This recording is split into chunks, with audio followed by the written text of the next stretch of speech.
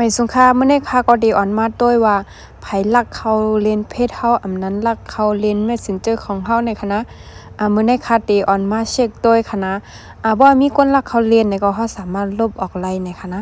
เอาค่ะเฮาก็ด้วยจำกันค่ะเนาะว่าได้เป็นจังหือก่อนกันด้วยก็ขออย่าลืมกดไลค์กดติดตามปันช่อง YouTube ค่ะพองนะ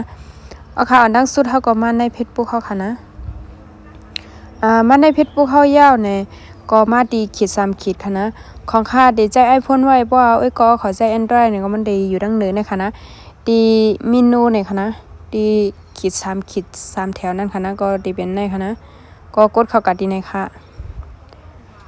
เพราะว่ากดเข้ามากันในยาวก็มาหาการตั้งค่าในความเป็นส่วนตัวในค่ะนะก็กดเข้ากันดีในค่ะนะก็มาดีการตั้งค่าแทงกล้าม1ค่ะแถวในค่ะนะ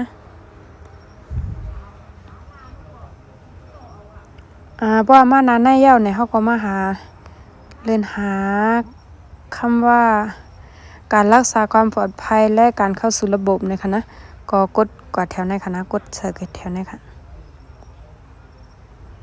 ไปกำค่ะนะเน็ตค่ะได้ถึงอีเนาะว่ามือเร็วค่ะอยู่ดีเมืองใต้ในค่ะนะก็เน็ตก็เลยถึงอินค่ะมากขึ้นแล้วค่ะเอาค่ะเพราะว่ามานาในยาวเนี่ยก็ดิหันอุปกรณ์ที่คุณเข้าสู่ระบบอยู่ในคณะก็เดเป็นแถวในคณะก็กดกว่าดีรู้ทั้งหมดในคณะอันในคณะในก็จะเป็นอุปกรณ์ที่เจ้าเรียนที่เฮาเอาเพชรที่เฮาเข้าไว้เพชรผู้เข้าในคณะอันในคณะโทรศัพท์หลายเครื่องก็มันได้มามีในหมดคณะ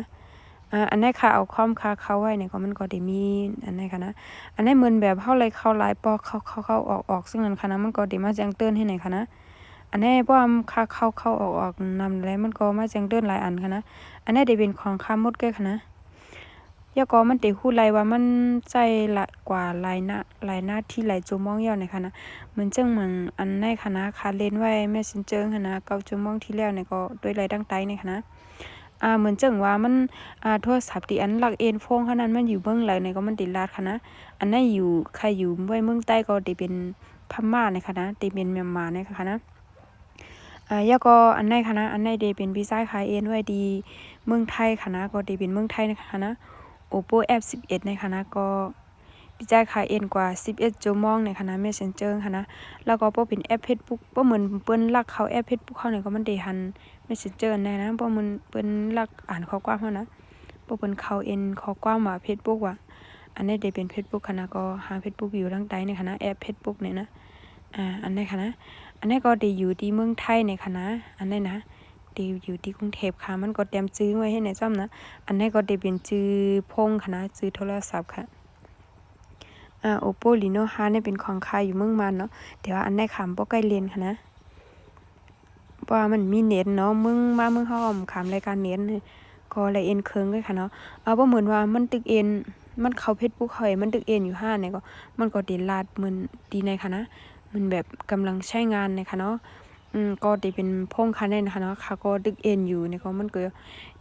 ดีออนเหมือนในนะคะนะได้เป็นสีสมๆในคณะกำลังใช้งานในคณะเอาค่ะสังเกตว่าเฮากว่าหันญาดีอันมันเจอพงเฮาจังนั้นเขาเลนจังนั้นเฮาสามารถลบออกไลค่ะนะก็มากดดีจุด3จุดนะคะก็ออกกดดีจุด3จุดก็ออกจากระบบนะคะนะก็มากดดีในก็เฮาก็ถีบออกนั่นน่ะเนาะเพราะมันจะเฮาเลนในก็เอาค่ะก็บ่เหมือนว่าบ่มีคนเรียนในก็เฮาสามารถปินรหัสผ่านเลยค่ะนะก็มาปินดังใต้ในค่ะนะปินรหัสผ่านในค่ะนะเฮาก็กดเข้าดีในค่ะนะกดมาดีในอันในเฮาสามารถมาใส่รหัสผ่านปัจจุบันในที่เฮาใจไว้นั่นเนาะดัง2อันดังใดเนี่ยก็ได้ใส่รหัสผ่านใหม่นะคะเนาะเพราะว่าก็เขาหมอเฮ็ดเนี่ยก็บ่ใครมีใครยามตันค่ะได้มาเฮ็ดในค่ะนะลอกไล่ปินรหัสผ่าน Facebook ค่ะนะเอาค่ะลองกะเช็คด้วยค่ะนะว่าจงมีคนลักเรียนเพศเท่าไหนง่ายๆแค่ค่ะนะค่ะไม่ซุงค่ะ